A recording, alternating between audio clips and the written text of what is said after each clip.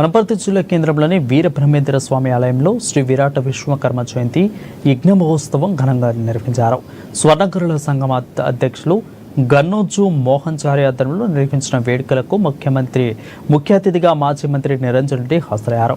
ఇక ఆయన చేతుల మీదుగా బలహీన వర్గాలకు కుట్టు మిషన్లు పంపిణీ చేశారు. అనంతరం రక్తదాన శిబిరంలో పాల్గొన్నారు.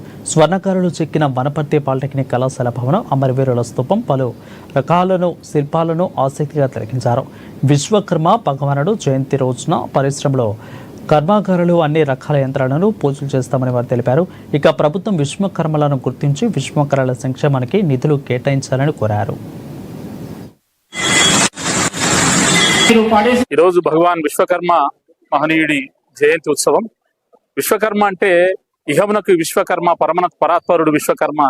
మరి ఈ సకల చరాచర సృష్టిని సృష్టించి ఈ మానవ కోటి మనుగడ కోసమని తప్పించి ఈ సకల చరాచర జగత్తును నిర్మించినటువంటి వాడు విశ్వకర్మ. విశ్వకర్మ భగవానుడి యొక్క భవన విశ్వకర్మ. విశ్వకర్మలు రెండు రకాలు, ఇద్దరున్నారు.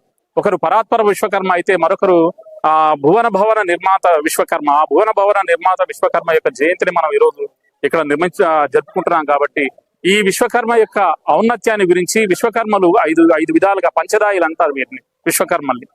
మనుమయ, త్వష్ట, శిల్పి అని. అంటే కమ్మరందాయి, వడ్రంగం, తర్వాత శిల్పం, కంసరం వృత్తి, తర్వాత స్వర్ణకార వృత్తి నిర్వహించేటటువంటి వాళ్ళందరూ కూడా విశ్వకర్మలు.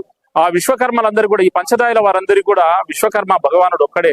మరి ఆ మహనీయుడి యొక్క ఆ పుత్రులైనటువంటి విశ్వకర్మలందరూ కూడా ఈ సమాజ మనుగడ కోసం తమ వృత్తుల ద్వారా మరి కార్యక్రమాలన్నింటినీ కూడా నిర్వహిస్తూ మరి ఈ సకల చరాచర సృష్టి మనుగడ కోసం తప్పించినటువంటి వారు. కాబట్టి ఆ మహనీయుడి యొక్క భవన నిర్మాణ విశ్వకర్మ యొక్క ఆ జయంతిని ఈ రోజు ఘనంగా మనం ఇక్కడ వనపర్తి పట్టణంలో జరుపుకోవడం అనేటటువంటి